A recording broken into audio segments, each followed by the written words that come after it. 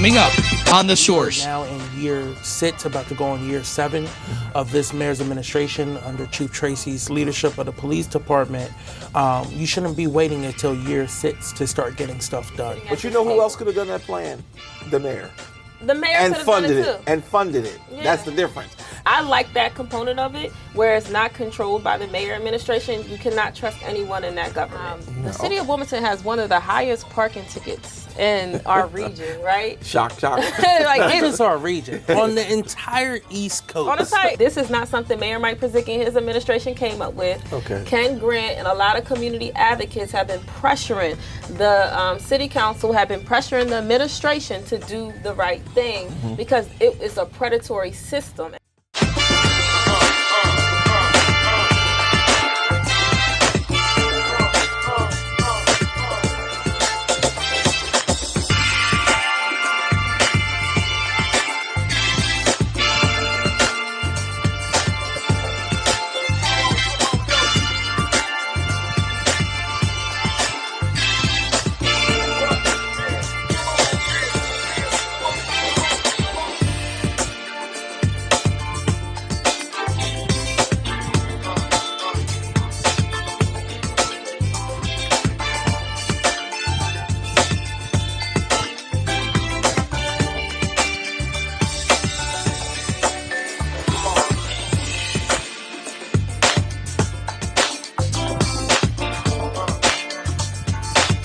Good evening. This is Dr. Curry. This is Kobe Owens. And Sinead Darby. And welcome to The Source. Today we want to just discuss several things, and one is we see that there's some shootings that have occurred since the last time we were on the air.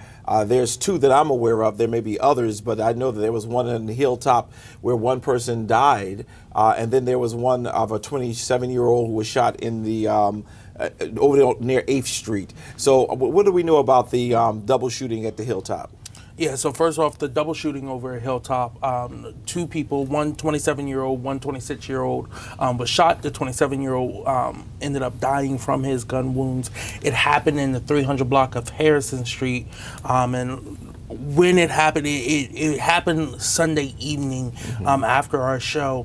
But again, you know, we talked about the gun violence. We've talked about the gun violence a lot, about what is the strategic plan behind it.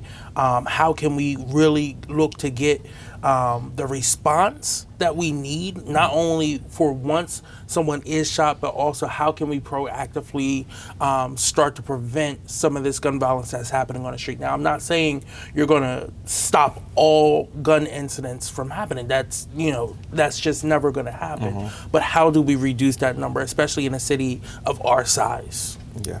Well, let me just also add to that and just simply say that without a plan, we're going to continue to run where we're running. And what I don't want to happen is I don't want anyone to accuse me of just looking for opportunity to talk. If you put a plan together, we know where we're going. We have some quiet moments, and then we have a whole lot of violence that occurs at one time.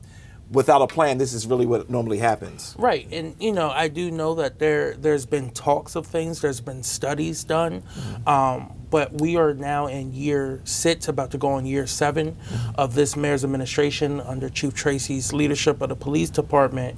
You shouldn't be waiting until year 6 to start getting stuff done. And we have advocates on the council, we have advocates in the community, we have faith leaders in the community who have been speaking up, calling for this.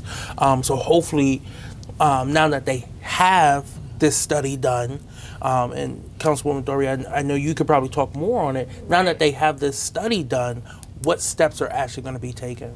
Right, so it's really funding, right? So City Council has to say that they're going to fund this project. So right now we're using ARPA funds, and we have a certain percentage of that went towards doing the landscape analysis study, where there's this thing called the Collective from New Jersey.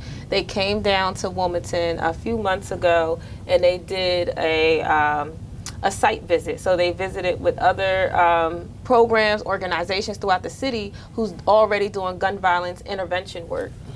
So this report basically says fund them and give them the technical assistance and support that they need to do the work that they're doing. However, ARPA funds are temporary. They're going That's to right. run out. So the city of Wilmington, we need to have this conversation now as a council on how are we going to permanently make an investment in violence prevention in our city. That's the next step. And our budget session, our season is coming up. Like this is the time now to have those conversations on how do we make a permanent investment, because ARPA funds are temporary, right? And I'm glad that we did that. But prior to that, there wasn't a lot of investment in our budget, in our fund, our money as a council to support violence intervention. So that's like literally the first steps. And like in the future, I hope we can get an office of violence prevention. But this is the first step. Right, we talked about that several times, about an office that's dedicated to just that itself. But in that plan, what I don't understand is that what's in the. I don't want to put you on the spot because you're Right. not here as a city council person. Right. You're part of the activism of our city, but. What's in the plan? We don't know. Are y'all just 100% saying, okay, you know what? They wrote the plan. Let's just do it, or are there some things in the plan that you feel we do need to do or we don't need to do? I just don't understand. Nobody in the regular public have seen this plan, but those who are inside, I guess. Right. So it's supposed to be finalized. So it's not finalized. So basically, anyone could have done. I could have done this plan. Kobe could have done this plan. Wolfie, who's doing a lot of work around gun violence, could have done this plan. Basically, all they did is said work with these 5-6 organizations and fund them. Wow. That's all the plan is. Do you remember, Kobe, how much we paid for this plan to be done? I do not remember, but I could definitely find out. Yeah. I can't remember. We said it one I time. I dig can't, through just, budgets. Yeah, I could have done that Yeah. plan. Right. I could have I was said, gonna say that. work with these 5 organizations and give them money. Yeah. That could have done by anybody sitting at But you this know who table. else could have done that plan? The mayor. The mayor And could have done funded it it. too. And funded it. Yeah. That's the difference. And I just don't understand why. But think about it. We don't spend all this money. And I really want to know how much this plan costs to say work with 5 organizations that we already have here. But one thing, even though I agree that anyone could have done it around the table, I'm actually glad that they did that. And I Okay. say that because now that we have an outside entity doing it, they have more experience and they can provide outside technical support and assistance to those organizations, whereas they're not connected to the politics in our city. Okay. Right, so it's an outside entity who will be working with those violence prevention organizations. Okay. So I like that component of it, where it's not controlled by the mayor administration. You cannot trust anyone in that government. Yeah, okay. Well, I'm not gonna fight with you, but we got to have some fights no, at some I point. agree. But I agree with you 100%. I don't trust them to run a violence prevention program, so I'm glad that the outside agency or consultant will be doing that for us. Because they tried before. The city had a violence prevention program. I can't remember the name of it. It was prior to me being involved in politics, and it was ran through the Parks and Rec department. It was something around violence prevention. I can't remember the name of it, but another council person had brought it up, but it failed. They didn't have proper implementing it, right? So we have great ideas, but how do we implement it, right? And that implementation part is key. And that outside organization who has the support, who's already doing it in New Jersey, can make sure that if we give them the money, that they'll apply all of those things in that plan. Do you think that the city is starting to move that way now? The budgets, city council approve, but the mayor is the one who establishes. Yes. So the question is that do you see that getting in, or you're just going to talk about it? I mean, I'm lost. I'm just regular. Yeah, so I've been bringing it up each time. Like, we need to make a permanent investment, not a temporary with Okay. ARPA funds, and that ARPA funds expire. So after the expiration, what happens? So I'm going to constantly bring it up. I think most of our council people are in support, and I hope this budget season that we can put pressure on them to say we need money for violence prevention in our budget line. Okay, amen. Yeah. I agree with that, because right now when you have another family grieving because of a loved one who has transition, has died at the hands of this violence, it's not good. And also, we had another shooting on last Friday there, and it seemed like it's centered around a certain section of the city. You would think that that those who are professionals would just say, you know what, we're going to target this part of the city, and we're going to really see what the problems are and share with the community how we're going to solve the crime, unless we just don't care. I don't know. Yeah, and that second shooting, again, it was a 27-year-old man who was taken to the hospital. He's in stable condition. But that happened over on 8th Street. Okay. And is there any further information on him? No, it was very little given to news. And I'm going to use your language and your words because you often say this. That's all that's been reported. So we don't know whether or not there is more that needs to be reported. There's some good news, though. I mean, while we certainly dreadfully have to share the shootings that occur and the violence that is occurring in our city, there's some good news. I'm hearing that the city council is looking, they're what I would call coming together on an issue. Yes. And when you're coming together on an issue, we need to share that as well. And that is about the fines and the fees that are assessed to our citizens. So tell me a little bit about that. Yeah, so our Mayor Mike Przicki made an announcement to reforms on city parking, permitting, ticketing, and our towing system. So just a little history and background on it. The city of Wilmington has one of the highest parking tickets in our region, right? Shock. Like Not just our region, on the entire East Coast. On the entire East right? Coast. On the the entire East East Coast Coast. region, yeah. More than New York, Boston, D.C., Baltimore, Philly. Yes. Overwhelmingly, we have the highest fines here. Yes, Wow. yep. And with this new, with the new announcement, it will be reduced to $25. Okay. That is what is in the industry what it should be for our city. Now, what will be, I'm lost. So I want to talk about that for a second. So they're changing the parking ticket from $40 to $25. Okay. Yes. I don't get right? tickets, so I don't know. Okay. Right. Yep. Right. Okay. But a part of those reforms also, they're changing the frequency of street cleaning. Yep. And with that, a lot of people get tickets for street cleaning. Right. I've been a victim. Okay. No wonder you're so multiple aggressive. times of this system, but yet I work downtown, and it's very interesting because some days, I get my coffee, the weather's getting nice, so I slow walk to work. So I see the street cleaners downtown already. They just go around cars, no tickets, no nothing.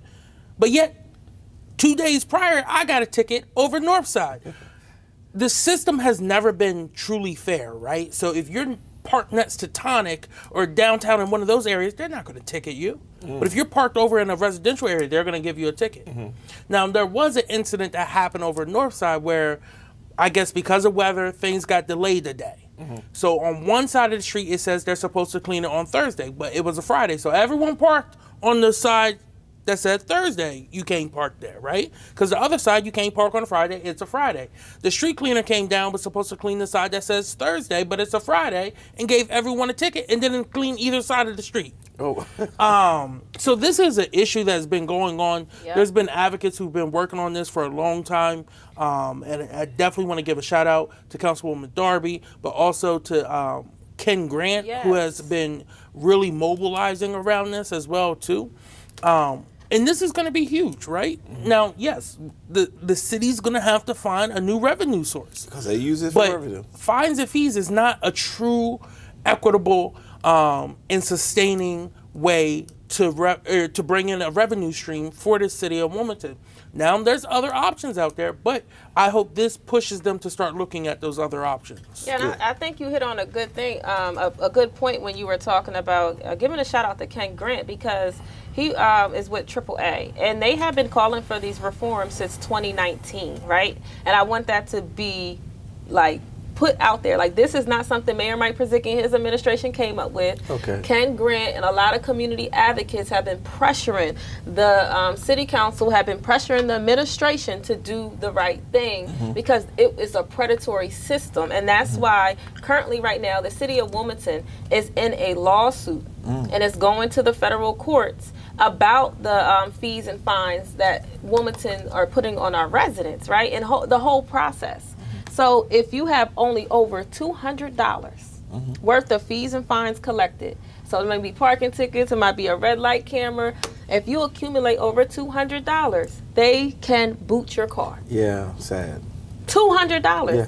A red light ticket is $110. I was going to say, but Listen, how high the you fines are. done with if you get two. Yeah. Right? Yeah. And then they can boot you. Yeah. And then if you can't pay the money to get booted, then they will tow you. And after 30 days, if you cannot pay, they will then keep your car In and their you domain. still owe the amount of the fees and fines, Yes. right? And storage, probably. Yeah, and storage. The fees are accumulating every day Yeah. in the 30 days. So that practice, they revised it. Okay. And I think that is great. So now what they were going to going to do is that you can retrieve your car 24 hours a day, 7 days a week. Beforehand, you can only do it during a certain business hours, right? And now the towing company will now forgive and waive your city fees and fines if they keep your car, right? And now they extended it from 30 days now to 60 days, right? Okay. So these things, I'm still not okay with a tow company keeping your car, even in 60 days, right? Okay. But this is better than what we had yesterday, Absolutely. right? Absolutely. Today. And hopefully the fees and fines work does not stop here, right? And I find it interesting in the timing that this has been announced, because right now we're going to a federal lawsuit around this issue. We also have the city of Wilmington was accepted into a fees and fines national program. So a group of community advocates and I got together and said, we want the city of Wilmington to be a part of this program. We applied, we were selected. They gave us a $50,000 grant. They're going to provide technical assistance to the city around how do we reform our fees and fines system. The mayor administration was asked to participate in that program, and they did not want to participate. They actually emailed them without anyone who applied and said, please take the city of Wilmington off of this list of selected cities, right? Wait, who did that? The mayor administration. Oh, wow. So then they contacted the group who applied on behalf of the city, and they were like, no, we're not taking y'all out, but let's try to have a sit-down meeting to try to see if it can be collaborative, right? And the mayor administration just did not want to work with the national fees and fines group. So it's interesting that they did a site visit. So the national people came down to Delaware, did a site visit, and kind of go over what our plan is, what are some things, how do we reform our fees and fines system. Mayor administration is like, no, we don't want to be a part of this. So you have the federal lawsuit, you have this fees and fines site national program that we're a part of, and we have a fees and fines task force that we're going to vote on next Thursday. So in that vote, we're looking to establish a task force that would continuously review fees and fines in our city. So I think this is a way for them announcing it this week to kind of say, oh, we don't need a fees and fines task force. We don't need to be a part of the national program. Because we're handling it ourselves. We're handling it ourselves, right? Yeah. But this is just the beginning. Right? And I'm glad, I am happy this when it's happening. It does not even have to come from me. I'm just happy that this is happening for the city. But for me, it's like, this is not the end. This is not the end. Right. We still have more work we need to do. There's more systems, more things we can put in play to make our city a more reformed city around fees and fines. Yeah, and I want to just add one thing before I lose this one. Right. I want to give a shout out to this Civic Association here in Southbridge. I got to do this because as you all were talking, I was about a couple years ago, I was in a Civic Association meeting, and they were telling off at that time the other city council, I don't like to say her name, Hanifa. They were telling her because they wanted those red camera lights away. They were using that camera right there on Hill Street to just have fine after fine. I mean, they were charging so much money, and they won. And they got that camera out of here. So now when I run that light, I don't get a ticket. So hats off to the Southbridge Association, Civic Association. Go ahead. But I also, again, this is why it's so important to build coalitions and to work in your community. Yeah. That group that Ken brought together, he brought together a great group of people. I was, very proud to work with him on wearing my NAACP hat. But also I want to give a shout out to AAA, the Latin American Community Center, the Institute for Justice, Campaign to End Debtors Prison Network Delaware, and the Delaware Center for Justice. That's a nice little coalition. Who all came together, and the NAACP there as well too. And again, the towing aspect of it, the fines, the parking was a part of the original reason we all came together. Yes. It is funny because all of us got multiple tickets after we sent that letter, that initial letter, and then we kept doing the work and everything, and we got to hear from the community what was happening, and especially I think what really brought this all to light was in 2020 we were told that there was going to be no towing during the pandemic, but yet we only saw a 3% decrease in towing towing fees paid during that time. So there was still towing happening, and then it was the incident where the towing company towed the wrong car, and it made the papers, and that kind of helped us a lot in our fight going forward, because we were saying it was happening, but it was very hard to get media attention on it. Wow. And that's the slap in the face for me in the community, is that in that announcement, he does not mention Thank you. not one community member, one community organization that has been pushing this for years. All of those people you listed, all of the organizations you listed have been doing this work since 2018, 2019 on asking for fee and fine reforms, and then you take it as if it's your own. That's what happens. But see, that's why I love this show, because we bring you all the facts as opposed to, okay, now we need to jump in front of it to save our face and also to get rid of what we don't want later on. The strategic planning of the politics in this city, especially in this administration, is just really interesting. Very interesting. Yeah. So very good. I mean, I'm glad that y'all got it. We introduced it as good news, because now we won't have to pay $40. We can pay $25. But you didn't just do that. And this is what I want to make sure my seniors and all of those of you who are watching us hear. You didn't just get a victory over reducing the fees, but there was so much other stuff added to that to make sure that it's not predatory. It's not, and so all that matters. I'm sorry. Right. And, just to give everyone a full breakdown of what's in it, let me just go through it real quick, pull up my notes. Yeah, he's the nerd of our group. Go ahead. But it also reduces street cleaning frequency. I talked about that a little bit more.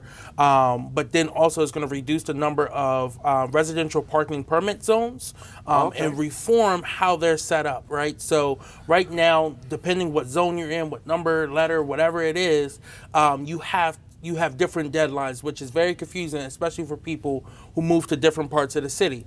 Now what they're going to do is very similar to how they have the city divided east and west for the trash schedule. They're going to do that as well too with east. Your residential parking is going to be up for expiration in January, and then for west it's going to be June for the other side of the city. Also, they're going to simplify the free registration process and re-registration process for it. And also they're opening up how you get notifications that expiration's coming up. So how it's been right now is it's been 30 days, you get something in the mail. They're going to open it up to email and texting reminders as well too, to hopefully stop that gap window that it lapses, you get tickets, then you get it going again. The city is going to resume its previous system of issuing residential parking bumper stickers to go on your card. Because what has happened, people who have had residential parking has still gotten tickets, even though it doesn't identify their car anymore. And then again, the other big thing is the reform to towing, how long it's going to be open, 24 hours, 7 days a week. Also, they're going to change the contract so that you're not delayed in receiving your goods. So if you have something in your car, especially something that you direly need, medicine, if you have children, stuff for your children, you should be able to receive that from the towing company. Also, it's expanding it from 1 month to 2 months for how long it can be there without additional fines. Well, okay. Well, it looks like it's good, but there's one question one statement you made I want to ask a question on, and that is for resident parking zones. Yes. You have to pay to park on the streets of Wilmington? In certain areas. So where I live, no. Okay. But if you live over West Side, if you live even some places over East Side as well too, have stickered parking. So if I bought a house, that means I have to pay to park in front of my house? Well, you have to pay to park on your block. You don't necessarily get to park in front of your house. Well, where I live in the city, I registered as 2-hour parking. So in the 2nd district where I live, what happened was a few decades ago, I guess, people in the city didn't have anywhere to park. So it's to park on the north side of Wilmington, right over the bridge, where the Brandywine Village is. So now we have 2-hour parking in residential. We don't need it anymore. But currently what I have to do is every year I have to register my car, and it's free. However, it is a tedious process to do it.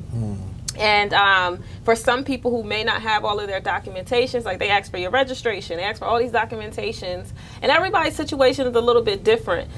You might have your child's car home and they might be away in college, right?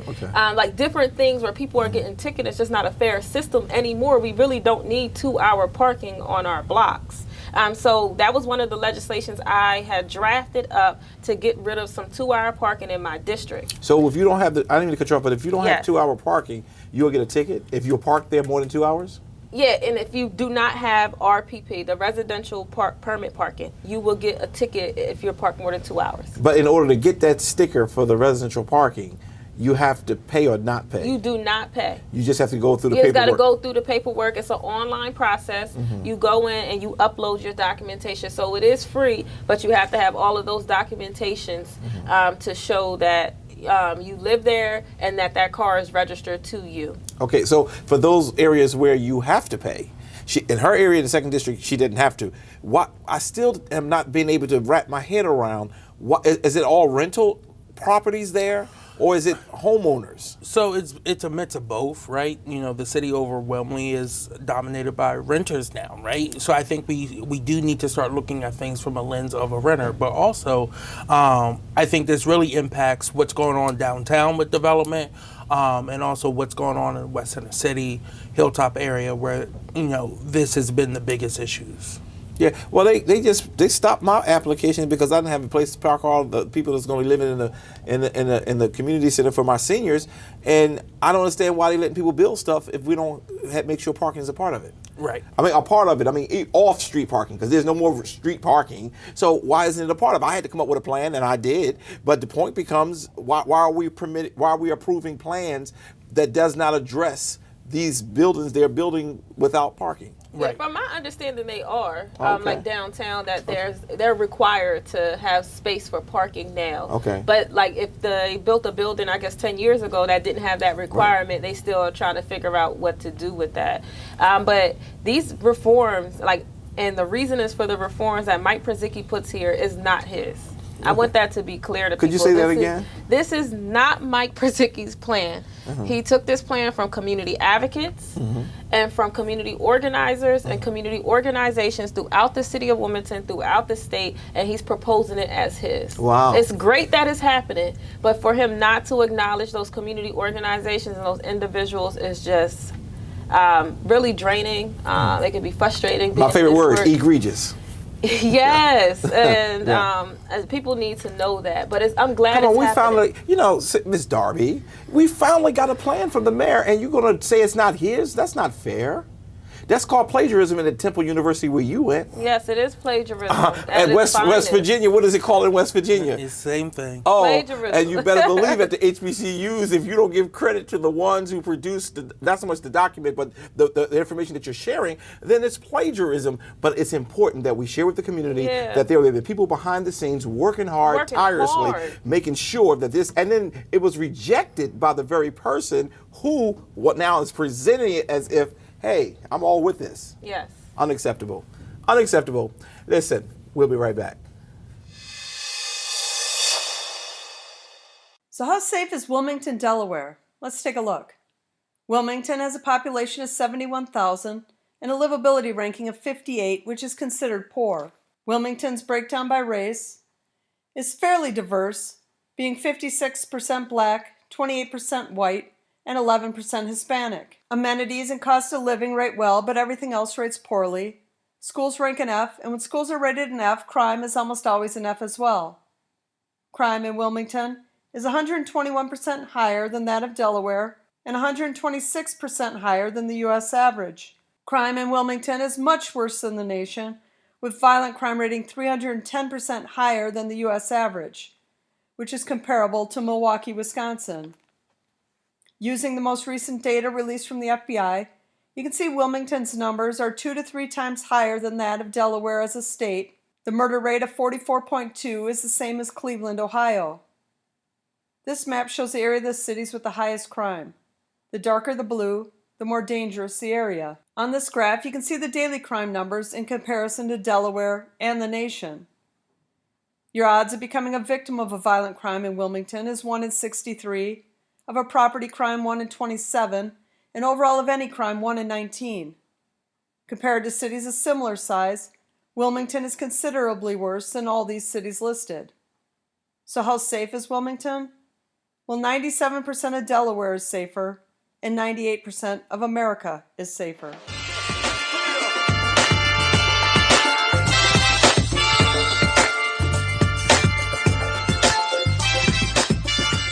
And we're back. Well, listen, my favorite time of the show so far has been the Kobe Corner because you bring us so much information, so much highlights Thank you. across the country and sometimes even outside of the country. Kobe, tell us what's going on with Kobe's Corner. Yeah, so first off, I want to start on a state level. For people who live in Middletown, there has been DEMA, which is the Delaware Emergency Management Agency, the Delaware Division of Public Health, are starting to distribute potassium iodine tablets to Delaware residents, especially in the Middletown area, that live within the 10-mile radius of the Salem Hope Creek nuclear generating stations. And that, again, they're doing that to protect against radiation and everything, even though it doesn't protect against external radiation if it's in the air, in the drinking water. It's available to residents. They're starting it. They started it last Thursday, and they're going to do events. So go on the Department of Health's website to look up to see when they're going to be doing another distribution. If you live outside that 10-mile radius, you can go to your local pharmacy and get tablets that way. So what's included in the 10-mile radius? Like what cities? Yeah, so it's mainly Middletown, Delaware City. They have a map that we could put up on the screen for us that it breaks down where you may live in Delaware, but it's that region down there. It's not the city of Wilmington, but it's more like the Middletown. Sure. Yeah. Yeah, We got enough issues up here. And we have viewers that are just over reaching the state. out. Right. So it's important, but you just want to make sure that you're safe. Okay. Yeah, I was like, hold on, All I need to right. get the pills. Right. But again, it does not protect from external radiation, but it can help protect against thyroid glands and through from ingestion or inhaling of radiation iodine that may be able to be released if there's a radiation emergency. Okay. That was a lot. Look, I'm not a scientist. Yeah, but you do well with the reading part of it. What I'm always concerned about is that stuff leaking and not knowing. Right. So I think I'm not a doctor neither. One of those medical doctors. It's important that people maybe they should just take the pill every so often because you don't know what's in the atmosphere until it's too late. Right, yeah. And I think that's why they're trying to be prepared as possible with these pills, just to make sure that. So who's sponsored at the department of the state or is that the city? DEMA. So DEMA is the Delaware Emergency Management Agency. Okay, very good. Very good. Okay. Next, I want to talk about there has been proposed changes to SNAP. Okay. It's been known for a while. Classy and other organizations are pushing back against it because they believe that families that rely on SNAP, right, it's currently, there's a recertification every 12 months, with the exception of households, if someone's elderly, have a disability. But under this change, it's changing the time, and it's also changing the frequency of someone having to go and reapply for SNAP. Now, the Delaware Coalition Against Domestic Violence also pushed back, saying that it's pointing out families experiencing domestic violence also heavily rely on SNAP, and losing access to the program because they missed a deadline would create a danger, instability in that community, especially when you're trying to help families get out of violent situations. So I know the state's listening. Their policy director, Nick Beard, is continuing to work to try to get the change reversed. But as of right now, no additional details have been given. So if a person is receiving SNAP, and for our viewers, we have to always clarify what is SNAP. Yeah, SNAP is the Supplemental Nutrition Assistance Program. I don't know when it was created. I think it's been around all my life. Yeah, is it the food stamps? It's food stamps. Food Very stamps, much. yeah. For my generation, it's Yeah, the they food changed the stamps. name We every still now call and it then. food stamps or yeah. EBT. Oh, Yeah. EBT. Right. Well, They I changed the name, came but during the era SNAP when it was different It's colors. the official name. SNAP is the official name of Okay. the program Okay. that so many people rely on. And I think if they truly want to change some things about SNAP, they would open it up so you have better health options to get food. with SNAP. Well, I think another way they can do is they can start including the community in some of the decisions that they make. And all too often they make a lot of decisions for a community that they're just not in touch with. Right. And that's just sad. And that's why I was very grateful about even in the last segment when we talked about the fees being reduced. It was so much community involved, and look at how the bill is turning out to be so powerful and so strong. Yes. And I do think that maybe they should just try to Oh, spend some time with absolutely. the And I think community. whenever you change anything that was annually that you had to Yeah. recertify for it to be 2 times a year, every 6 months, that's a lot on people. Yeah. They're going to miss deadlines, and it's just going to cause. Well, what they will say, oh, this, we didn't see this coming, right? We didn't see these issues coming. We could have never predicted this. Meanwhile, the community, the people who actually use SNAP are all saying this is going to happen, right? Right, and as someone, like, I've been on and off SNAP since 18, and going down to the social service building to turn in paperwork and working with social workers down there, it is challenging. Yeah. You know, paperwork always lost. You always got to keep going And it's back. not that You have you're to take losing off it. Yeah, A we're lot not of times- losing, they're losing yes, it, right? yes. And then when you go, it's you're there all day. Sometimes you got to take off of work. I'm so glad my jobs are flexible now. When I was younger, I had to call up for work just to go down to recertify, Yeah. right, to get my food stamps. And This it's is not a burden. just 1 or 2 pages. It's 15 pages long. Oh, wow. 15 pages long is the recertification application, right? That's a lot of work to do with, let's be honest, we don't have the jobs here in the state we're understaffed, right? So that's just going to cause longer delays. You just doubled the workload already. What's going to happen is families are going to say, forget it. And on top I'm of the not. application, you have to submit proof of your pay. You got to get your copies of your pay stub. You got to get your Delmarva bill. You got to get your water bill. You got to get your cell phone bill. So it's like all of those things that you have to get along with your application, and everyone doesn't have access to printers, Right. computers Thank to you. print it out. Yes. So like the accessibility thing, you will get discouraged applying for food, anything down ourselves, social services. But can I just say this too and add this, because I want to make sure that if we have people who don't understand and don't have the empathy that is needed for those who are less fortunate than some of us who sit around tables and make decisions for other people, that, you know, when you are a struggling mother or father who is single, and you have to go to work. One time we had an issue with our daycare staff. They were saying, why are we open every day? Why are we open all holidays besides, you know, Christmas? And it's because the people we serve are people who work at McDonald's, who work at ShopRite, who work at places where they can't just get off. Just because it's a Columbus Day. They're calling that, are you open for Columbus Day? Why would we not be? Yeah. Because all the people who we Right. serve have to go to work on Columbus Day. Right. So I want to make sure that our audience be a little sensitive to the fact that, you know, the single parents, whether it be mothers or fathers, they need help. 15 pages for research. Now to get on, okay, let's do the 15 pages. But look, there should be one question. Are there any changes? Right.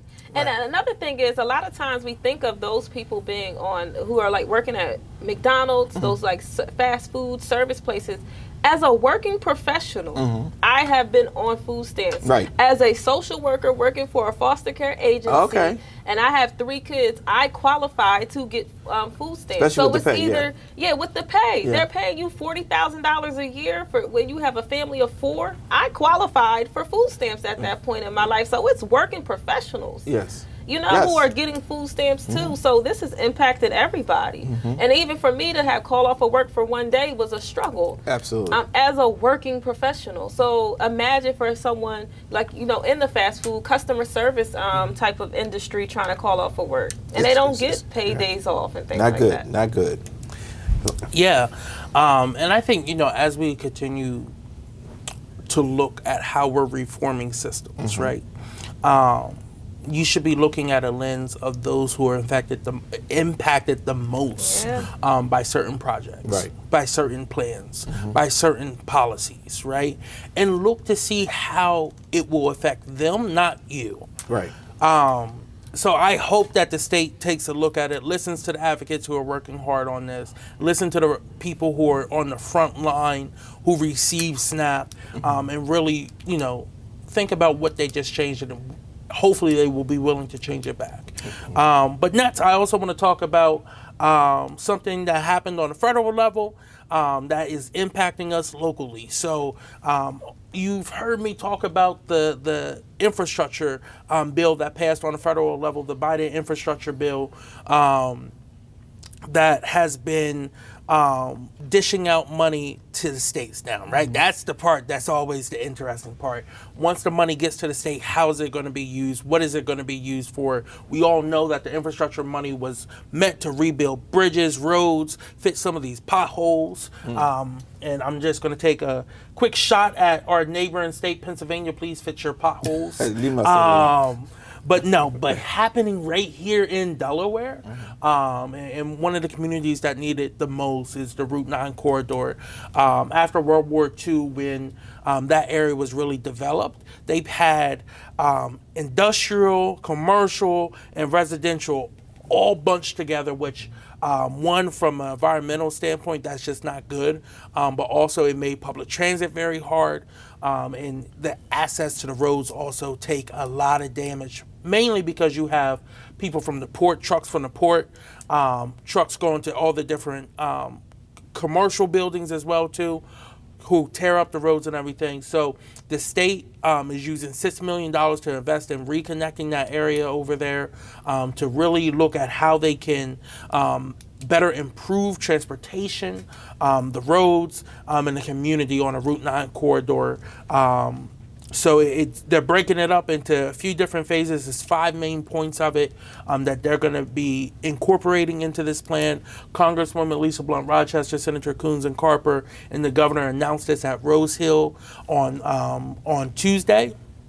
And then also additional $630,000 is going to DelDOT's Reconnect Route 9 project as well too. Oh wow, great. Well, that is some good news. Yeah. And we hope that, because sometimes when the traffic is heavy on 13, I go 9, and I make sure, but then everybody else has discovered that too, so I'm a latecomer. Yeah. Last thing I'm going to talk about homeowner assistance program. Okay. So,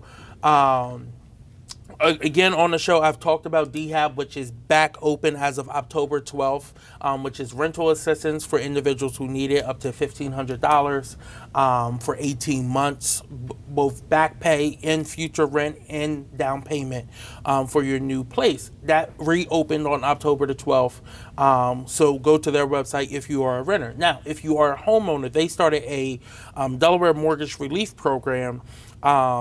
It was a pilot program from May to June. It ended in June, but now it is back open. It's operating and it's statewide and available to all those who qualify for it. So you can go to the Housing Authority, Delaware Housing Authority's website to find that link and fill out the pre-registration link to see if you qualify for that program. And again, that will help you pay your mortgage if you qualify for it, which I think is a huge help. So most of it is based on your income? Yes, your And income household. and zip code and county, yeah. Okay, all right. Well, I wonder if I am eligible, because I need some assistance with Yeah, I think, how it's based, it's very similar to how they do DHAB. It's based off the census tracts. So certain census tracts are pre-qualified if you live in that area. Others, is your income kind of comes into it a little bit more. And you said if you are a, if you're not, if they'll pay for the future as well as some back rent. Correct. And it's up to $1,500. Yes. So that's how much rent is a month, about, isn't it, nowadays? Well, they just changed the program. They had shut it down for the month of September, pretty much. And prior to that, this whole summer, it was $1,800 a month. Okay. And you do have people who are at that or over that who still need rental assistance. Right. So it's a good program. But again, they need to see that people still need the help to keep the program going. So if you know anyone who's in either situation, mortgage or rental, please have them reach out so that they can go through that. Now, just for my seniors and those who may not know how to navigate themselves around a website, what is the name of the department so we can make sure we put the phone number of that department up so that they will be able to Delaware Housing Authority. Okay, Delaware Housing Authority. Delaware Housing Authority. And just to break down the program a little bit more, so far there has been 368 applications processed, helping 502 2 homes and paying out $3,620,000,000. And it's not just Wilmington, or is it Wilmington? It's statewide. Statewide. Yep. Well, I don't know how big that is with a state with as many people we have, but Right. we're It's a very grateful. low number of people who've actually taken advantage of the program Okay. right now. But again, it hasn't been advertised too well, and that's kind of why I wanted to talk about it on the show today, because I know, especially for our people, we don't necessarily get all the information in the same light. So using, this as an opportunity to try to bring more awareness to it, that, if you are in this situation, you need some help, there's still a lot of money remaining, right? There's $36 million remaining in this. So they just touched a little bit of it so far. This program is going to be around long. Please take advantage of it. Helps with mortgage, which has been overwhelmingly the main part of it. Right. But also utilities, property taxes, and property homeowner taxes. association fees as well. Oh, too. oh, wow! I need to apply. I'm going to Right. apply. I'm going to apply. You hit every area. Yeah. But, all right. Well, look. Thanks so much, Brother Kobe, for the Kobe Corner, and I think that it was a great corner. You gave us a lot of information, especially on this homeowners, but all of them were great. And we'll be right back. This is a nuclear power station. A basic explanation as to what happens inside these stations involves the heating of water to create steam. That steam is then spun inside large turbines, which generates electricity. While these nuclear power stations are essential to our everyday lives, they can also harm us if they accidentally release radioactive iodine into the air outside their plant. Although it turned out to be a false alarm, the Ontario government sent out an emergency alert of a possible issue at a nuclear plant in Pickering, Ontario, leading a lot of people to ask what can be done if there's a real emergency. If there is a release of radioactive iodine and a person gets that in their body, their thyroid would absorb the radioactive iodine, then it will be an increased risk of cancer. So what does this mean for the people that live, work, or study near a nuclear power station? The distance doesn't matter at all. It's all about the level of exposure. So, of course, being closest to the plant, we would expect that's where you'll have the highest risk. That's where potassium iodide pills come in.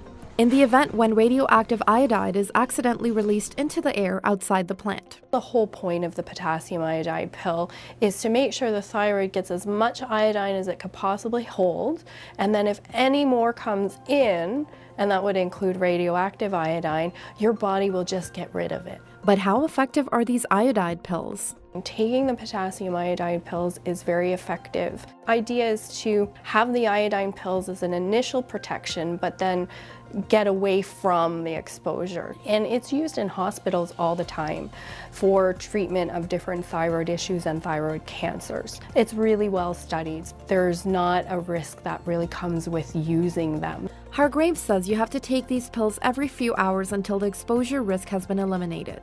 She also says that the iodide pills are highly effective for people who've been exposed to radioactive iodide, but it will not work for other types of radiation that is released by a nuclear power plant.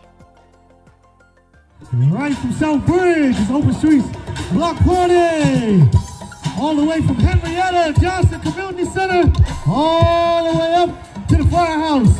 Hope you guys having a great time this afternoon. Don't forget, we got free water out here. Kids are playing tennis. Kids can ride their bikes. We got a lot of things going on out here, so don't forget. Check out all the vendors, y'all. Let's go.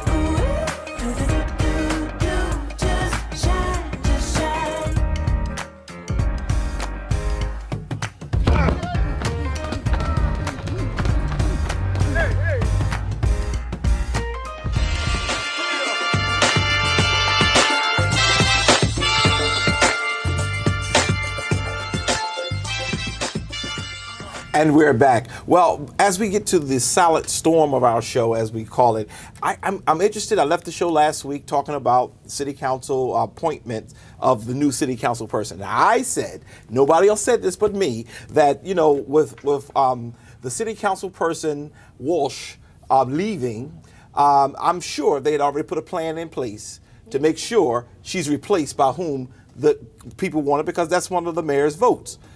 Y'all, I don't know who said it, but people are saying, nah, that's not true, that's not true. So where are we with the process? Anybody? So the process is still open right now. Anyone can apply for it. You go to the council website, get the email from there. You send a cover letter, an interest letter, and your resume to council. That application, from when they did it at the beginning of the year, it was only a few weeks. This one, they're keeping it open until November the 10th. Okay. Well, that's a nice little time to make sure that it don't have the appearance of already being fixed. Right. Well, there's another rumor I heard, Kobe, and I Yes. just want to make sure, because on this show, I want to make sure that we're transparent to the people. We heard that you may be a part of the candidacy of that. Is that true? No, so I have decided not to pit in for this go round, just because of where I'm at in life right now. I am working on a capital campaign to bring a building, a much needed health center, to the north side of Wilmington right now. I'm working with our community partners to get that done. So as of right now, I don't think I have the time to give my all like I like giving to something. So I am not pinning in for this council spot this time. Well, I'm very grateful that you answered that question, because I didn't think you were going to answer it. Because what happens is when we figure out, and my prediction, my prognostication is correct, then they no one can say he's just mad because he didn't get the job. Also, that rumor out there is not healthy, right? Because it came from a council person that I had heard it from, that you were had applied, and I was saying if he had applied, there would not be a better person. That's what I said. But I was, our conversation, you had made it clear to me that that's something you were not doing at this time. And that's funny that another council person would even know that. They haven't even released out the names to us officially on who applied yet. So it's not like if someone applies tomorrow, they send us an email, right? So it's not like that. So I just hear who may be applying through just conversations with people. There has not been one official email sent out stating these are the list of people who have applied so far. We have not received that as a city council. I don't know who has applied. I have a good idea based on what people are telling me, but I don't know who applied. So somebody prognosticated a lie. They prognosticated and prevaricated. Oh, I love my Lincoln education. They prognosticated and prevaricated, but all because they're trying to keep you quiet, I guess. But that's very good information, Councilwoman Darby, to know that it has not gone out to anyone yet, and it will go out at some point, because you got to vote on it, you got to vet these candidates. But at this point, people just need to stop their shenanigans. And I'm assuming it'll be the same process when the names are released to the public. The News Journal, WDEL, they'll probably all put it in the papers as well too, on their websites as well, like they've done for pretty much every appointment that I remember, the last 7 that they've done. Okay. Well, I'm going to stay on this, and I'm going to keep, because I'm going to be right. My prognostication is going to be correct, but I'm going to let y'all keep thinking. Those of you out in TV land, I'm going to let you keep thinking that it's somebody that we don't know yet, and it's a big mystery. Psych. It's already done. The deal is already done. It's just that it has not been announced yet. But I'm not trying to downplay the council people, because I know they strong, and they vote their conscience based on their relationship with their God. Let's move on, because I'm getting too silly now. But let's go to one last thing, and then we're going to call our show quit for the day. We're at the midterms. Yes. And man, normally it would have been slaughter for the Democrats. But it is so, we're in the middle. We don't know what you and Jay at the time predicted, that both the House and the Senate would be gone. I said I disagree. Then we start predicting, or you all start predicting, that we may lose the House, but we will not lose the Senate. I'm still standing firm that I'm praying that we keep both. But what do you think we are now? So, just from my viewpoint, a lot has changed, right? I think the overturning of Roe versus Wade has changed and shifted this nation.